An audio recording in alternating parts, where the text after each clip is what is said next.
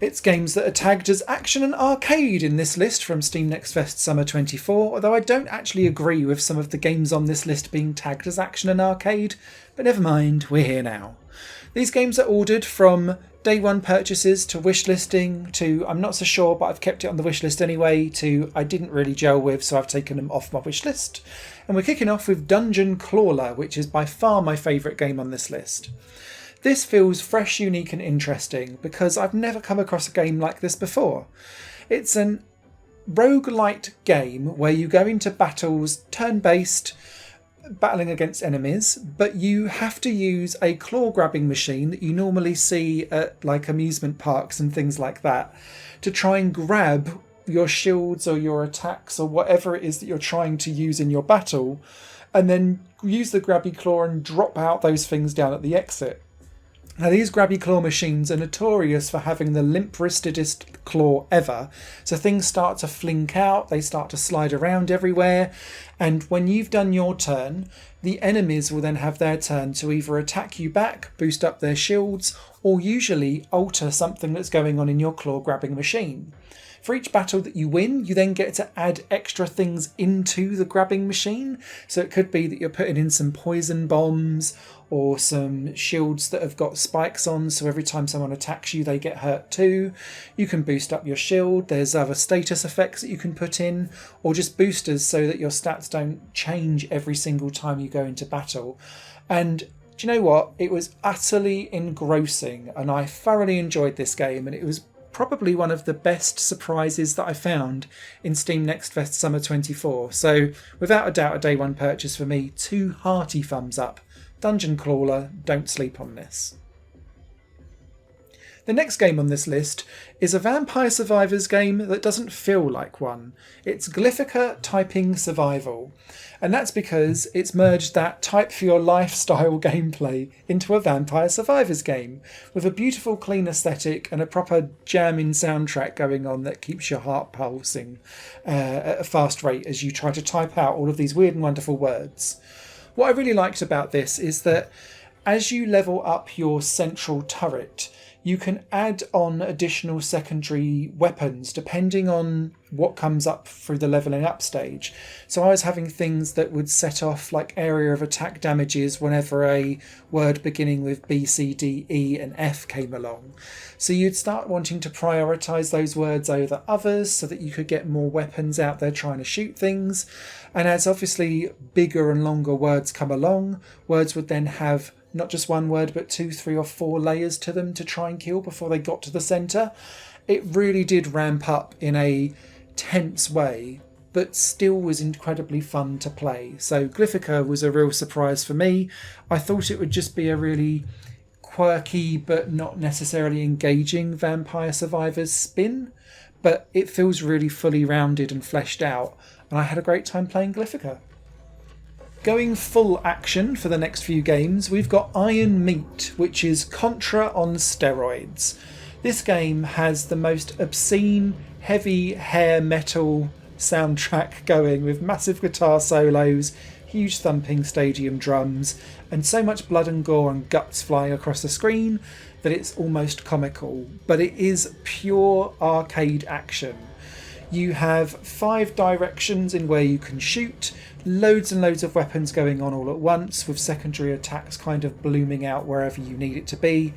The controls are fast and fluid, so are all of the enemies coming at you, and I really felt on my toes as I was running around the battlefield trying to kill all of the different weird and wonderful enemies as I went along.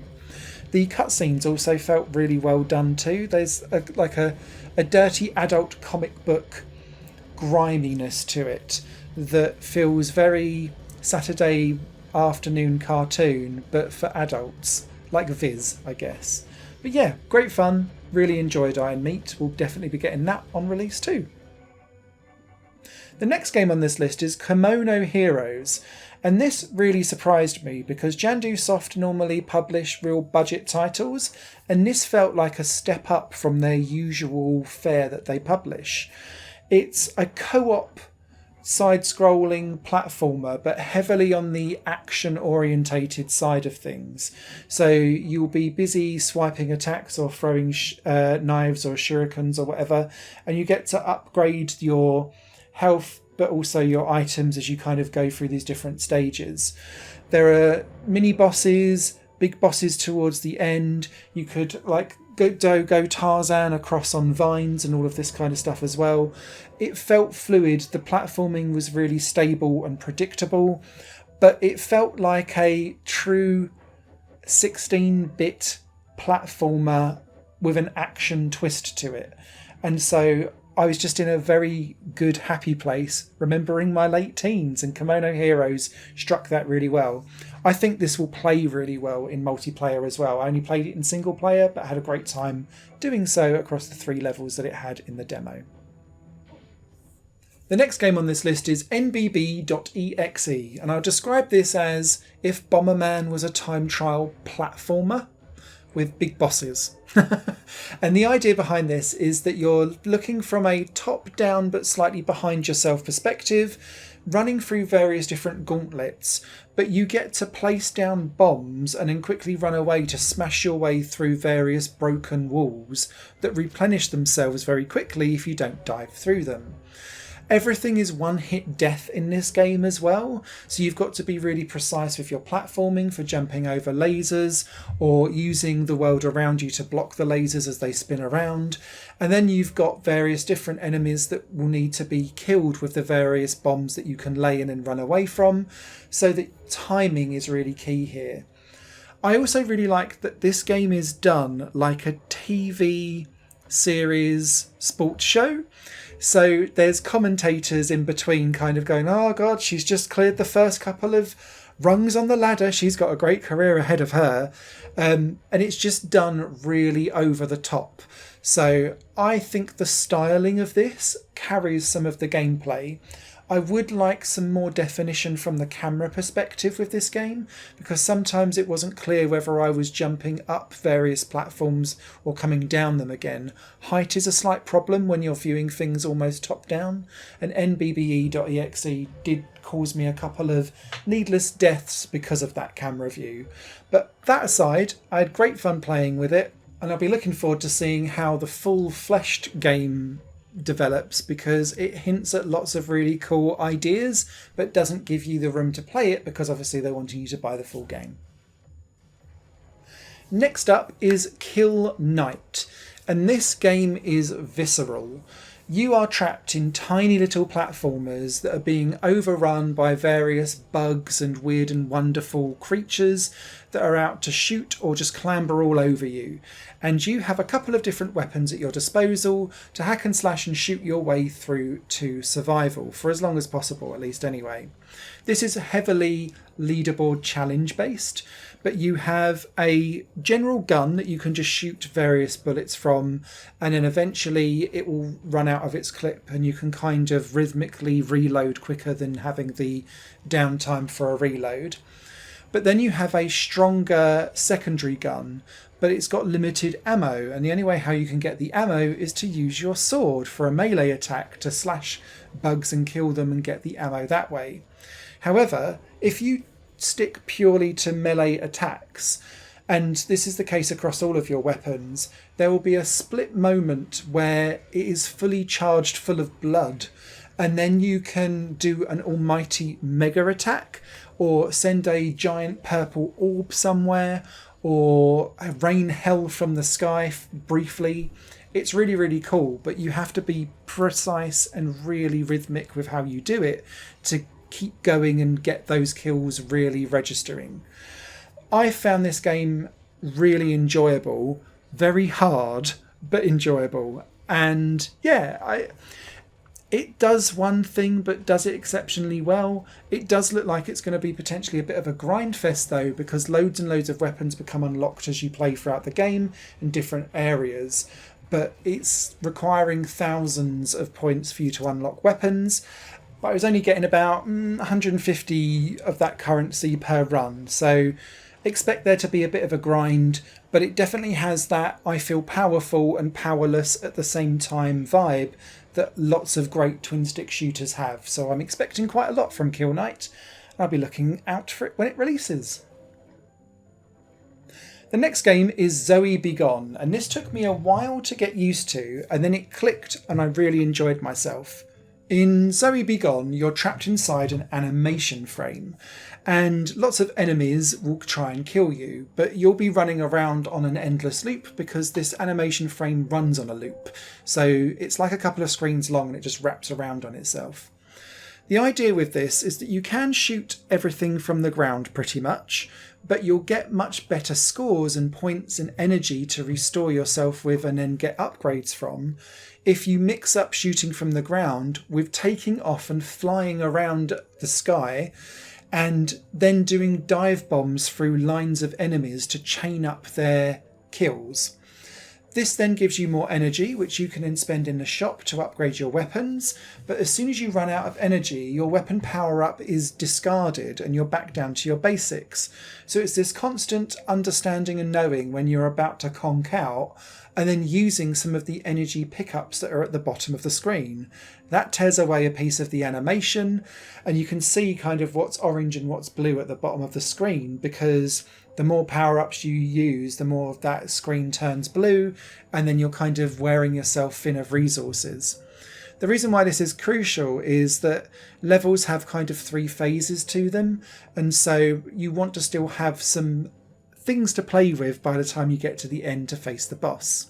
The boss is the animator, and so occasionally their hand will come in and start drawing all over the animation frame, and you have to shoot it and try and kill it and stop all of the different ink blobs that it's leaving on the screen to start shooting you and kill you.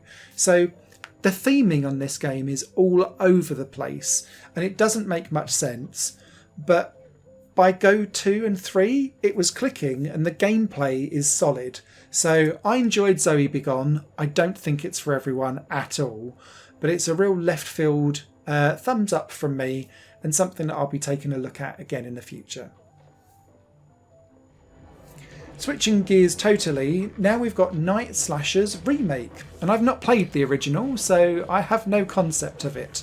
But this is a side-scrolling beat-em-up, heavy on the vampires, heavy on the zombies, heavy on the blood and guts and gore, and I found this game really easy to pick up and play, but also quite difficult because you can be overwhelmed by enemies. So thankfully you can play this in local multiplayer, which I think would be a good shout out. I was always a big fan of Streets of Rage and Double Dragon and all of those types of games, and this kind of fits the same mould. It looks beautiful, it sounds beautiful, and what I really liked about this was that most of the attacks that you've got that's going on all seem to be around pressing direction buttons and pressing the same button over again, or timing presses of the same button, so that you was getting slightly different results. Yeah, there's a jump. Yes, there's a special magic ability that turned people into frosty stone, but largely you're kind of button mashing the same thing and feeling quite good about yourself as you do so. So yeah, I had good fun with this. I don't think it's quite top tier in those beat 'em ups because it's quite limited in the scope of what the moves were, at least in the demo anyway. But I thoroughly enjoyed myself playing it, and it's certainly a visual and audio treat as you go and smash people's heads in. So yay for that. Next up is Hadley's Run, and this game doesn't look like much at all, but it plays really well. In a vampire survivors goes into space as space people and spaceships, but everything's really zippy. And what I mean by this is that the first couple of waves of levels that you play in this, everything feels really, really slow and cumbersome, and you're like, there's no challenge here, this is boring. Then by about level 5, as you upgrade weapons and your ship in between each level as you go by collecting space debris and junk, suddenly lots of enemies start to lock onto you. They go faster than you, so you need to use your tactical dodge to get out of the way. And then lots of enemies will fire multiple homing missiles, or they'll lock on with a laser and it will detract all of your shield. And because there's a randomised element to Hadley's run, it also adds in environmental cues. So there might be poisonous gas clouds. There could be an electrical surge which drains away all of your shield. So every hit is absolutely going to hurt your HP. And it's very difficult to recover your HP in this game because you're just kind of limping on regardless. There's overarching different weapons that you can unlock as you go along throughout multiple runs. And yep, this game doesn't win any awards from a graphical standpoint, but from a handling and a gameplay element, Hadley's run has it nailed on. So I was pleasantly surprised with this, especially after the first couple of levels, which were really, really slow going. It ramps up quick. So be prepared if you're an Asteroids fan, because you're going to really need to be on your toes to get to the end of Hadley's run. The next game on this list is cooperative twin-stick shooter Odinfall. And this game reminded me a little bit of Zombies Ate My Neighbours. And it's specifically that the level design has this kind of grotesque cartoonishness to it, but in Zombies Ate My Neighbours, there were certain levels where you'd have like the giant toddler, and it would be a really huge thing that would be smashing up the environment and causing loads of trouble. And Odinfall has that, but with just weird aliens running around everywhere, smashing into things, or like giant cactus plants that are going to smash up destructive walls so that you can't hide behind them for very long. And so that was really what struck me as being the positives for Odinfall. The slight negatives around Odinfall for me is that the levels felt too maze-like, in that you were going down really, really tight and twisty tunnels for like a little pickup at the end, or one enemy's got stuck in the wall at the end. So the RNG level design does need some finessing to make sure that Odinfall is the best that it could possibly be, but the twin stick shooting felt fluid and fast and responsive. I really like the way how the weapon system allowed you to modify weapons, so that you could have like chain reaction shots, or you can add freezing or fire elements to them, for example. But in doing so, you would chomp through your ammo quicker. And so you just need to be careful that you're not over-egging the pudding and then spending all of your ammo on like a couple of very powerful shots that might miss the mark. So yeah, interesting one at Odinfall.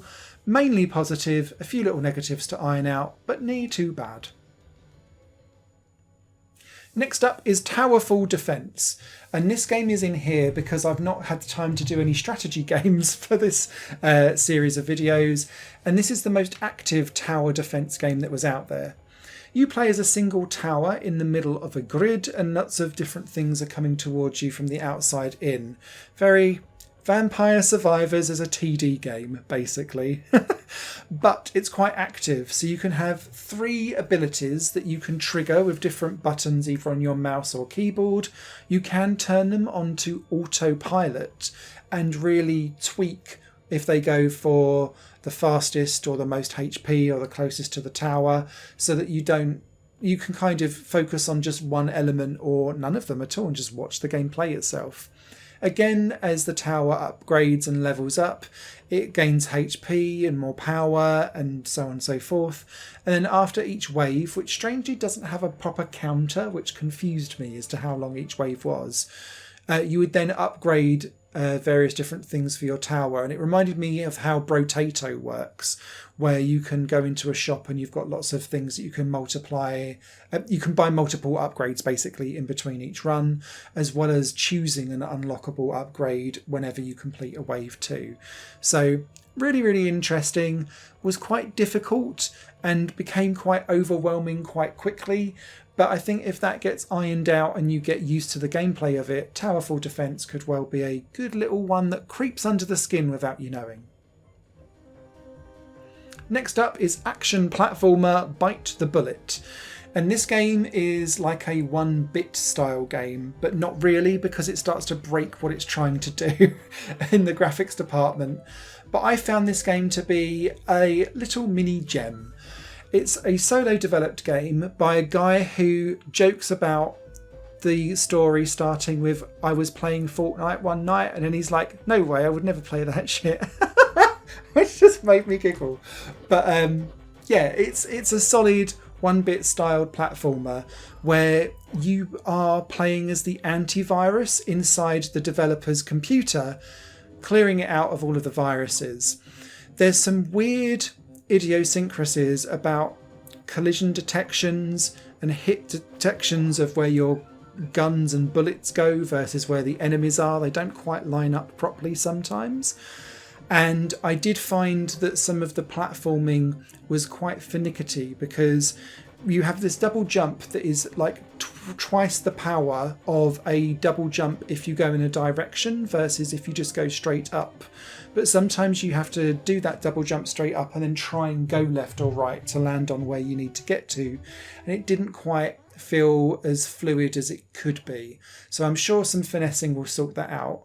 But the fundamental premise, the look, the feel, and the sound and all of that really does evoke retro platforming fun for me. And so I'm interested to see where this one develops in the future. And yeah, good fun to be had.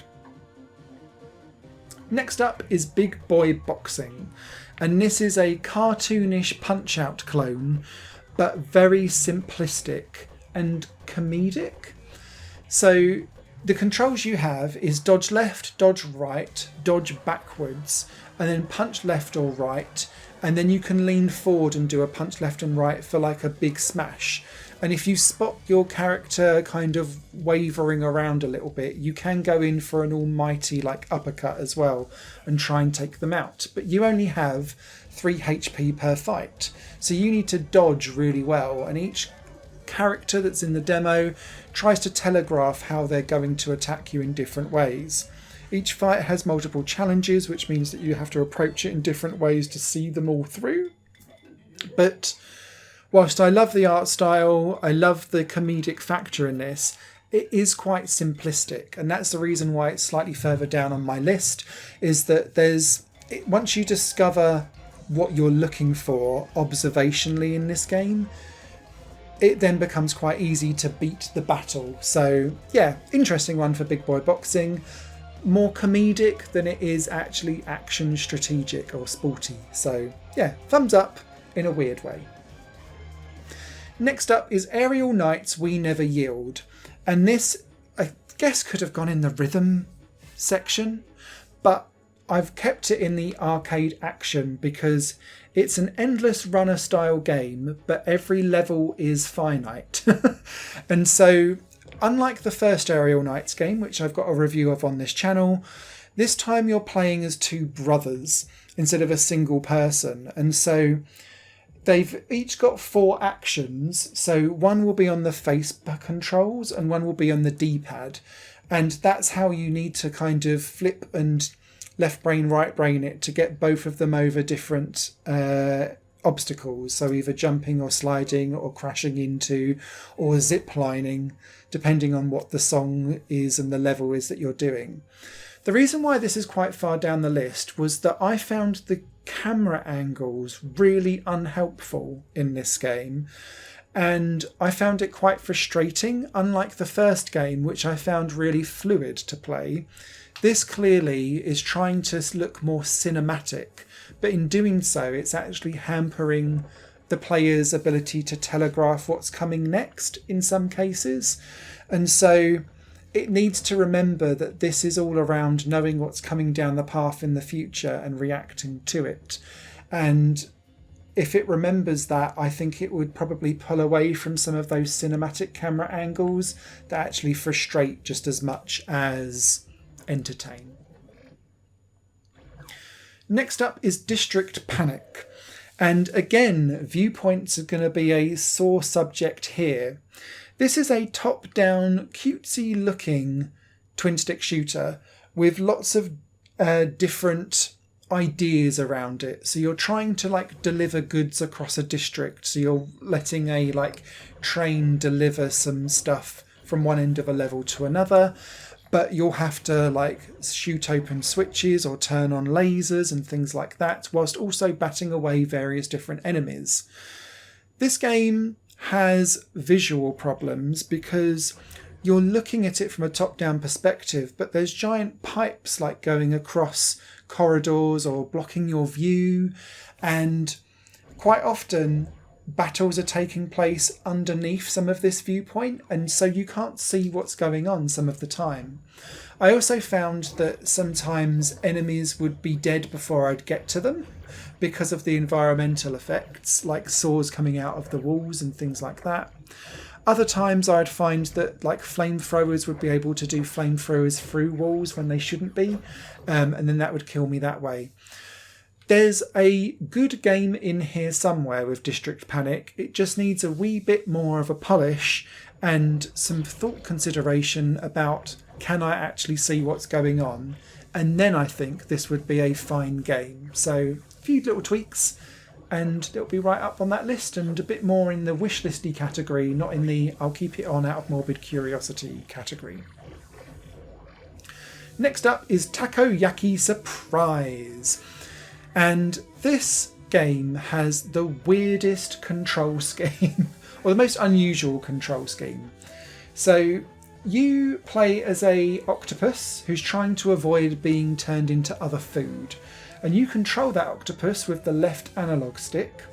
The right analog stick is a sword, which is totally not connected to your octopus at all, that you can press and hold a shoulder button to charge up and send off an attack.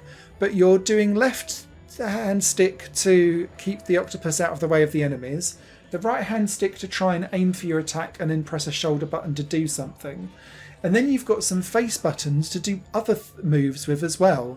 And it just doesn't sit very nicely on your hands, and it doesn't feel intuitive.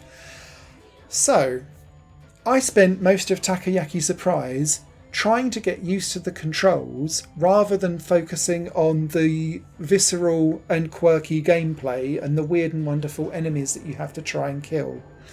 I'm sure over time you would get used to this, but I would want to remap most of those controls in a different way, if I'm perfectly honest. And it did detrimentally affect my enjoyment of the game. However, I have kept it on this wish list because there is some good gameplay in there. It just, I have to wrestle with that control scheme. It was weird. Next up is Chromacell. And the only reason this game is so far down the list is because it didn't do anything to stand out. It's a side-scrolling shoot-'em-up, and it only gives you, I believe, level 1 in the game out of 10 levels that it will have. But you only have one weapon, and so you just shoot going forward. You can collect power-ups to swap out the weapon that's there. It was all very nice and calm and pedestrian. And I enjoyed Chromacell, but I immediately finished the demo and thought, oh, it's done. And I didn't really think much positive or negative. It just happened. And sometimes one of the worst things in gaming can be too safe and boring so that you don't stand out as being too good or too bad. And Chromacell has that exact feel to it. Nothing wrong with it whatsoever, but certainly not hitting the great echelons of stuff. And it's one of those games I've kept on my wish list because I love shoot-'em-ups anyway. This feels like an entry-level shoot-'em-up for some people that want to get into the genre but start off with a safe and secure game. Although it does come with various different difficulty levels, maybe that ante will be upped in the full game when it comes out. The next game on this list is called Bullet Surge, and I think this probably shouldn't be an action game or tagged as one. It should be in the puzzle section. And this game confused the life out of me. It's a... how do I describe this? There's a gun in the top left-hand side of the screen that shoots different bullets of different colours, and depending on the number of the bullet depends where in the central grid that it goes. Down in the bottom of the screen, there are various different grid layout tile cards that you can then place onto the grid to try and get rid of those bullets, because if they reach the bottom of the grid they then hit you and hurt you, and it only takes a couple of bullets to kill you and you're out of the game. Now the bullet gun gets quicker and quicker the longer that you play, but you can't clear bullets until you've organised them into a pattern that allows them to be removed. The tutorial is atrocious because it doesn't explain any of this properly at all. And so I spent the first half of my gameplay time of Bullet Surge going, what? And totally misunderstanding the game entirely. But even when I thought I got it, I still hadn't, because there was things just not happening that I thought should do. And so the reason why this game's right the way down at the bottom is I was confused from beginning to end. The tutorial didn't explain anything. It looks like it could be an interesting high score challenge puzzler with action gun bullet elements. But please, explain the game and let me understand it before you throw me in the deep end. Thanks. The next game on this list is Major Bullet, and I struggled with this retrowave 2D platformer with heavy action elements because it's got a unique jumping and bullet shooting mechanic that I just could not get to grips with. When you run around as Major Bullet in a very beautiful looking game, it has to be said, this unique mechanic is that whenever you shoot a bullet, you kind of projectile yourself forward because you are the bullet. And so you hit and smash the enemy, but then you need to kind of land safely wherever it is that you may lie. And I couldn't get to grips with this at all, because quite often the enemies that I was going for were like at the edge of platforms and I'd fly off the edge, or I'd go down onto pits, or I'd land on electrocuted platforms, and I'd just be hurting myself constantly over and over and over again, and then losing a life eventually, and just respawning and finding the same problem again and again. And like, the game, eventually I was getting slightly further and I was finding it okay, but I just could not get to grips with this specific mechanic. I feel like if I did, I would enjoy this game a whole lot more, because I'm not sure if this is a case of Simon, you need to get good, versus actually this mechanic has some issues with it and the way how it's implemented. And I suspect it's more me than the game itself, but then that does mean that I'm ranking these on enjoyability and whether I'd buy them factors, and that's what's made Major Bullet right the way down at the bottom of this list. So, there are two games that I removed from my wish list and will not be looking at again in the future. The first one is Graamaseva, and this game sounds and looks like a total hedonistic trip. But the actual gameplay is all over the shot. It took me 4 goes for it to actually work properly. And even though I got it up and running, I'm still not sure it was actually working correctly, because it's all glitching out everywhere on purpose, but you can't quite tell what's glitching for real and what isn't. It's a long corridor action platformer where you've got to avoid loads of bombs with a really harsh sound effect kicking off constantly. Enemies that just kind of run towards you and try and attack you with stabs or projectiles, but you have very little in the way of being able to kind of shoot back. And when you do, the scoring implies that it's trying to take points away from you, because I think you're trying to get through the level without damaging things as much as possible, because you're trying to reach some kind of enlightenment.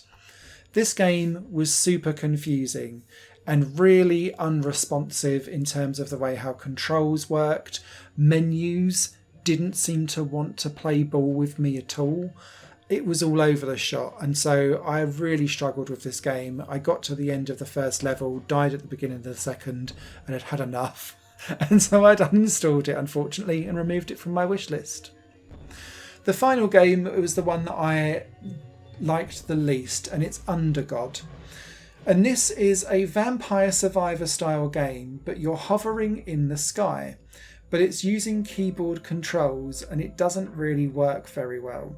So you've got to use WASD to move around, hold space to try and float up, let go of space to drop down in the clouds, and then you've got this blink mechanic with right clicking on the mouse that allows you to blink forward slightly and be invincible, and there's a dash mechanic by pressing in a direction and then holding shift. They all recharge and that's fine, but you end up in a weird kind of cat's cradle of fingers trying to get the controls all up and running. I'm not a keyboard person, which I think is why I struggle with these types of games. or control schemes in games, should I say. But this game just didn't feel very polished at all. The upgrades that you get felt inconsequential and really tiny in terms of their upgrades to your actual character themselves. There is meta progression where you're leveling up your character's health, ability to rise higher up into the sky, their attack damage and all of that kind of stuff as you go along. But it was so clunky from a control perspective that I didn't feel like I was in control of my own destiny and my own gameplay, and I was just dying quite quickly and getting really quite frustrated and annoyed at the experience. So whilst there's some beautiful cloud effects going on and some very dramatic choral music when you open up the main menu, I really wasn't finding myself enjoying Undergod at all, and again, this one's been removed from my wishlist too. So that was a real jaunty run through an awful lot of games. I appreciate that was a 35-minute video. Let us know if there's any games that you popped on your wish list in the comments below. Thanks for watching and take care. Higher Plane Games is part of the Higher Plane Network, a completely independent media outlet supported by people like you. The goal is to create the best possible content that cultivates a richer indie scene for games as well as music and entertainment. To find out more and to get involved, visit patreon.com/higherplane network. Your support makes all the difference, and in return you'll gain access to bonus content and downloads. Thank you for watching.